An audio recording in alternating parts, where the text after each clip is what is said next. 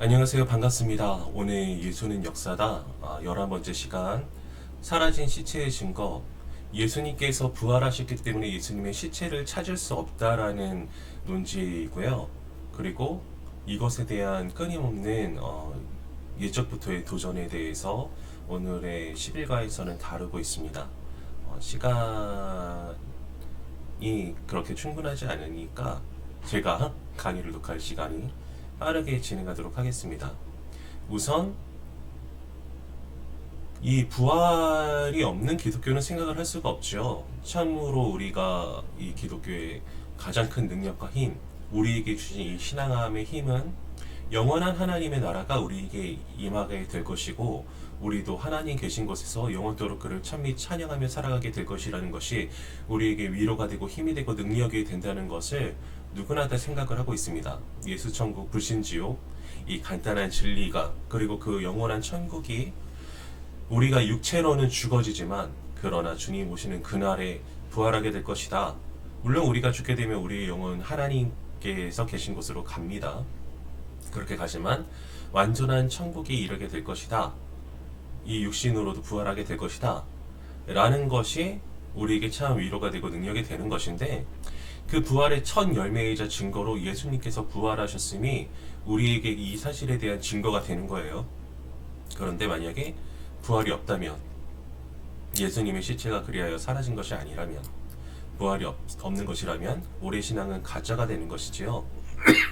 그래서 이 우리 신앙을 부정하고 예수님의 대적자들을 자처하는 자들은 항상 예수님의 부활에 대해서 의문을 던지는데, 그 중에서 가장 쉽게 접근할 수 있는 것 중에 하나가 과연 예수님이 부활하셨냐, 시체가 없어졌냐 라는 것입니다.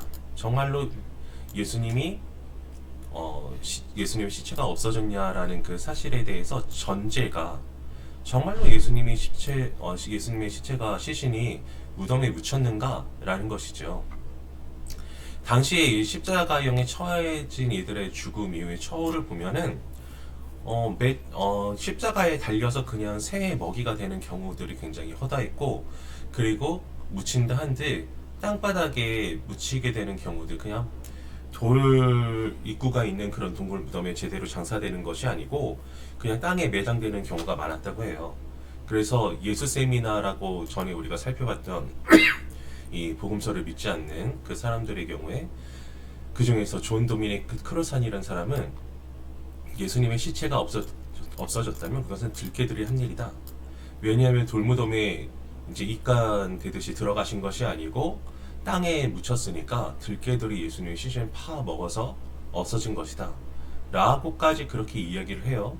그러니까 예수님이 아리마대 요셉이 마련해준 그 무덤에 묻히지 않았다 라는 것을 전제로 하는 그런 이야기들이지요. 그런데 이 전제가 과연 타당한가? 고린도전서 15장 3절에서 7절을 보면 이러합니다. 쭉 읽어보시고, 장사대 지낸 바 되었다가 성령대로 사흘 만에 다시 살아나사, 그리고 그 후에 500 형제에게 일시에 보이셨다.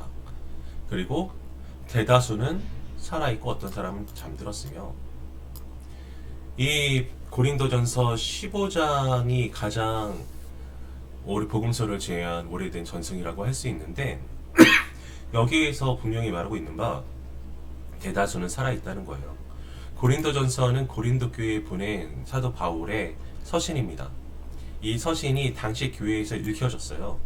당시 교회에서 읽혀졌다는 것은 당시 교인들에게 선포됐다는 것이고, 지금까지 대다수 살아있다라는 것이 인정되어야지 이것이 가치 있는 서신서로 인정받아 이제 고린도 교회 전 성도들에게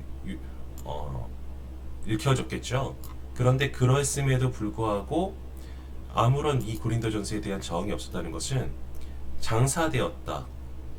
장사됐다는 것은 앞서 말씀드린 대로 유대인 전통에 따라서 제대로 그 입구가 있는 그런 무덤 형태의 장사가 되었다는 것을 의미를 해요. 바닥에 그냥 시신이 아무렇게나 매장된 것이 아니라, 그러니까 이것도 무덤에 들어가셨다라는 증거가 되는 것이고, 당시 유대인들은 동굴이나 이제 석굴묘 같은 데 입구를 막아놓고 이제 그 다음에 또 다른 가족이 죽게 되면은 그 시신을 또 안에 들여놓고 이끼로 막아놓고 가족묘 형식으로 생각을 했기 때문에 그런 식으로 그렇게 했고, 그리고 무엇보다도 그들은 부활을 믿었습니다.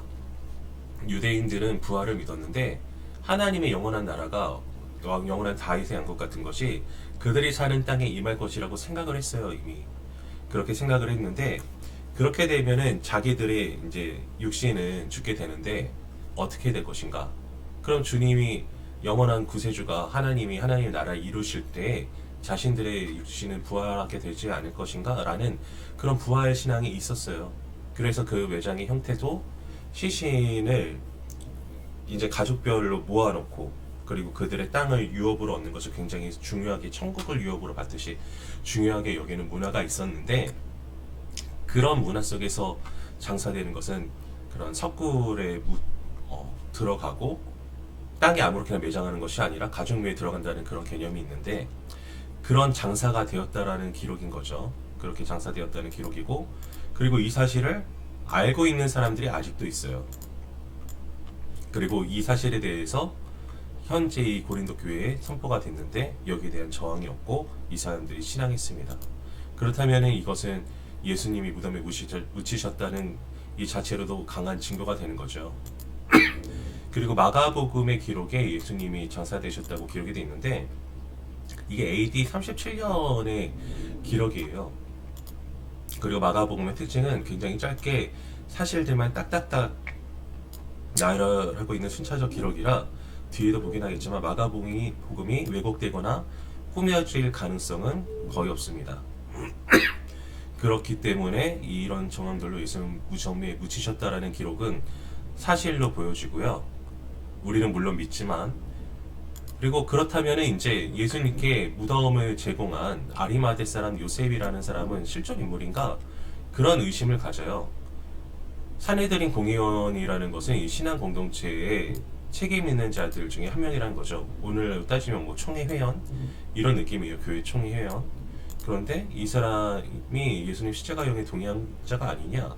최소한. 왜냐하면 사내들인 공의회에서 회원이라고 하는 게 낫겠죠. 사내들인 공의회에서 의결을 한 건데 그 회원이라면 예수님은 십자가형에 동의한 자 아니냐? 그런데 어떻게 예수님께 무덤을 제공했냐? 선의를 베풀었냐? 이런 의심인 거고, 나름대로 합리적인 의심이죠. 혹은 이 사람이 실존한 게 아니고 가상의 인물 아니냐? 이런 사람이 어디 있었냐? 라는 겁니다. 그런데 이 아리마대 사람 요셉은 실존 인물이다. 누가복음의 기록에 보면은 그는 그 일에 참여하지 않았다고 기록을 하고 있고 그가 뭐 구태여 다른 걸 찾지 않아도 실존 인물이라는 정황이 있죠. 이 사내들인 공의회의 회원이다라고 특정을 했어요. 근데 이 사실이 초대교회에서도 계속 가르쳐졌을 텐데, 그러면은 유대 지도자이고 그리고 특정 집단에 속해 있는 자인데 그 사람을 다른 사람들이 찾아내기가 굉장히 쉬웠겠죠. 아리마대 요셉이라는 사람이 가상의 인물 아니야? 라고 생각하면 사내들인 공의에 가서 찾아봤겠죠. 물어봤겠죠. 그런데 거짓이라는 그런 이야기들이 없었으므로 이 전승이 계속 초대교회에 전해지게 되었다. 그리고 제자들도 유대의 지도자 예수님을 십자가에 달려 죽게 한 이 유대의 지도자 중에 한 명이 우리 제자들보다 더 낫게 예수님을 선대했다. 제자들이 이제 다 십자가 주님 달리실 때 도망간 상황 속에서, 줄을 버린 상황 속에서 이렇게 주장하기는 또 쉬운 일이 아니다. 보통 멘탈이 아니면은 이것을 꾸며낸 것이라면 이렇게 하기가 굉장히 어려운 일이겠죠. 그러므로 이것은 사실이다라고 충분히 정황적으로 생각을 할 수가 있습니다. 그리고 이것에 대해서 이야기하는 사람들 중에서 예수님의 육체는 무덤에 있고 영험한 부활한 것을 얘기하는 것이 아니냐. 근데 앞서 말씀드렸듯이 이 사람들은 육신의 부활이라고 생각을 해요.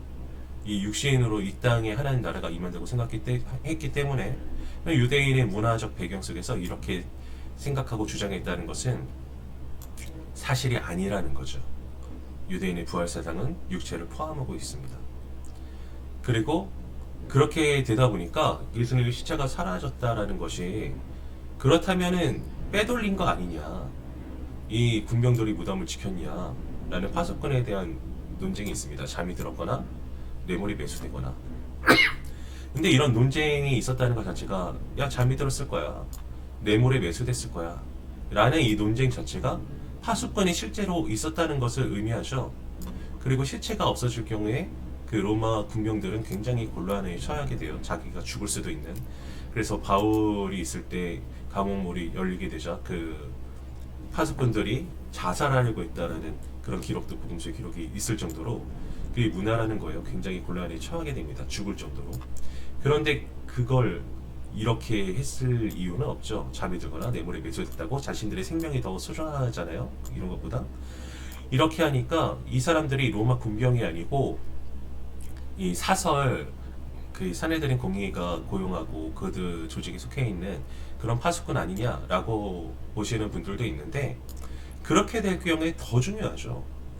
더 예수님의 시체를 이렇게 빼돌릴 이유가 없죠.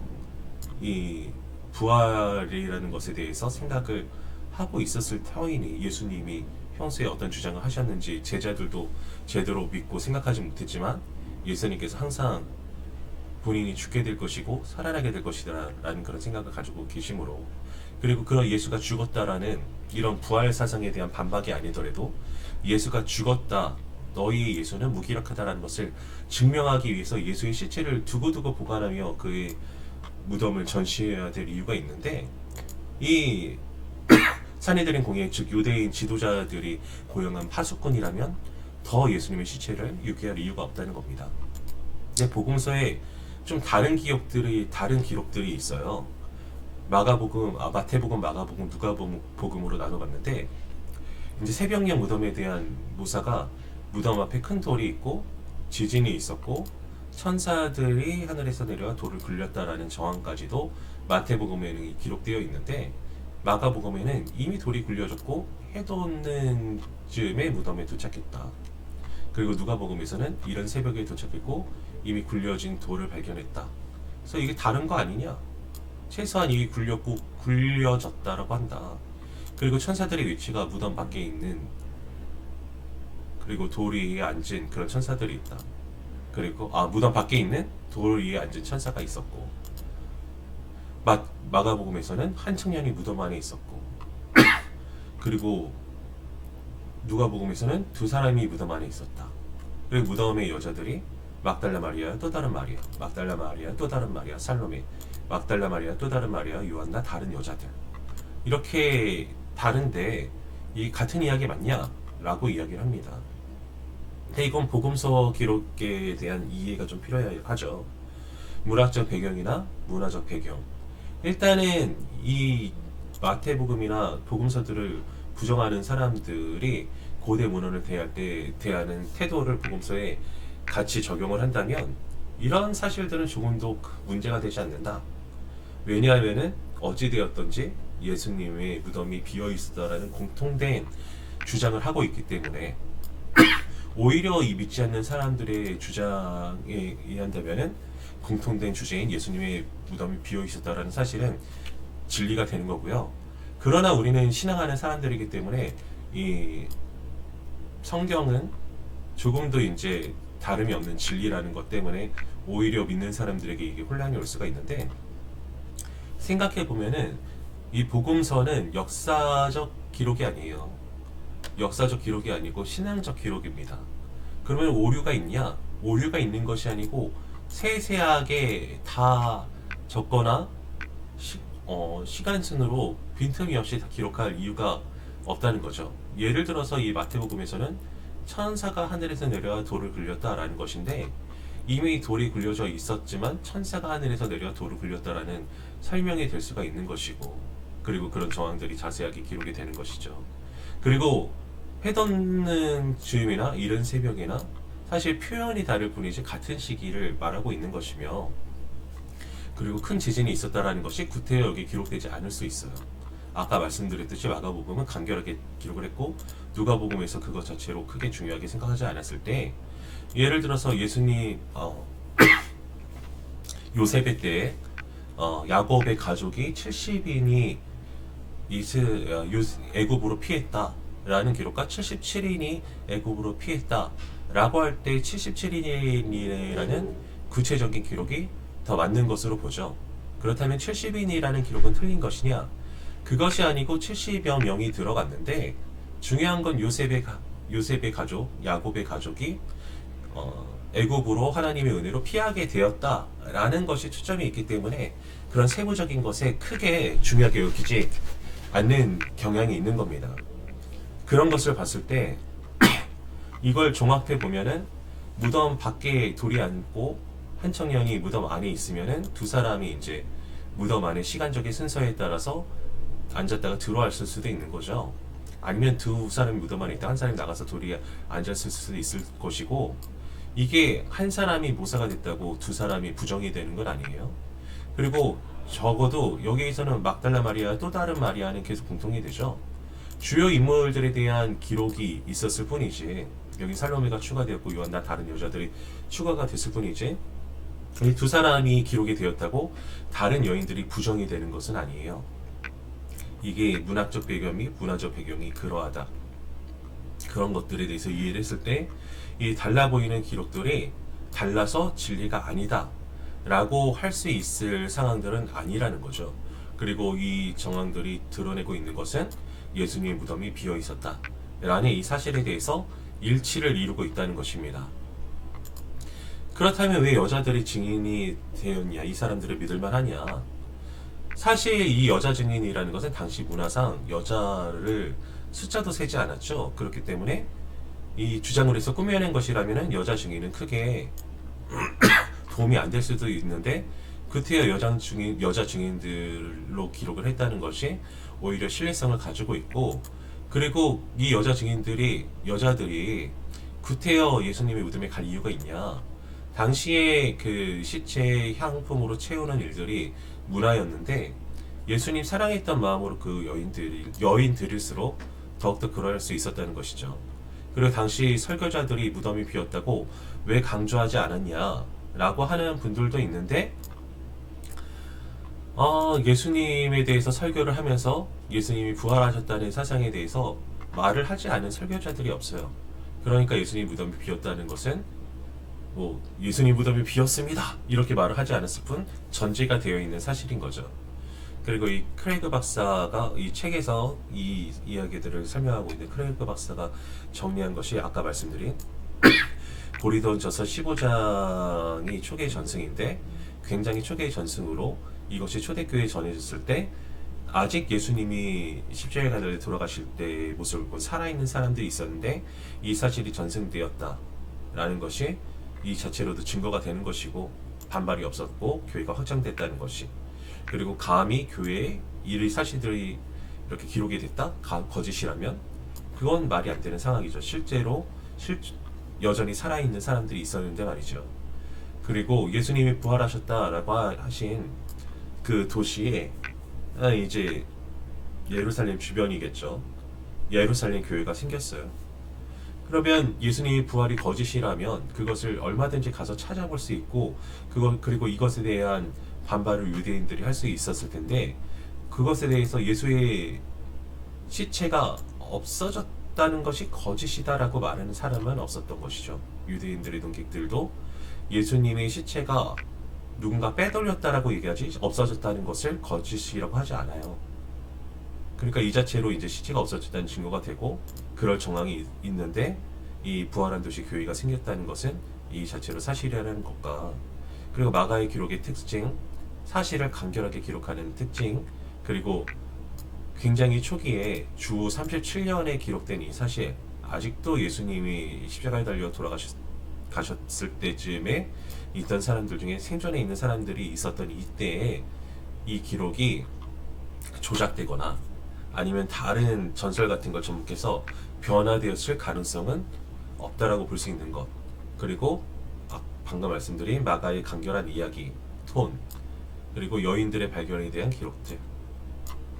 여기서 말씀드린 대로 여인들 기록이라는 것이 이런 주장이 도움이 되지 않았을 텐데, 여인들이 발견했다는 기록들이 모든 복음서에 기록이 되어 있죠. 이런 사상들을 봤을 때 예수님의 십자가 이후에 무덤에 매장되셨고 그 무덤이 비었다라는 것은 사실이라는 것입니다.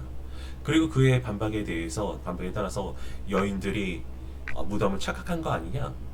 라는 주장은 말 같지도 않은 주장인 거죠.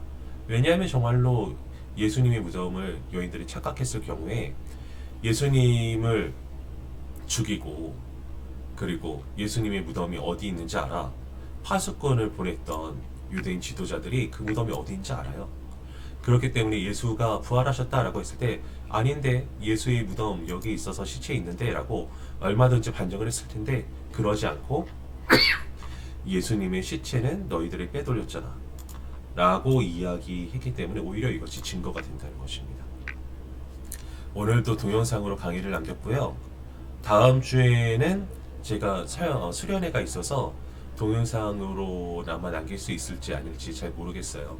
하지만 수련회 이후에 27일에는 꼭 만나 뵐 수 있으면 좋겠네요. 영상 제작도 영상 제작이고 수련회 이후니까 만나 뵈어서 우리 강의를 진행하고 또 마무리까지도 무색할 수 있는 그런 일들이 잘 진행이 됐으면 좋겠습니다. 이 14주간의 강의 중에서 14가의 강의 중에서 이제 어느덧 11가, 12, 13, 14 3가만 남겨두고 있어요. 남은 시간까지도 함께 해주실 우리 수강생분들께 감사를 드리고요. 저 또한 최대한 잘 준비를 해서 우리가 의미 있는 수업을 진행할 수 있도록 노력하겠습니다. 감사합니다.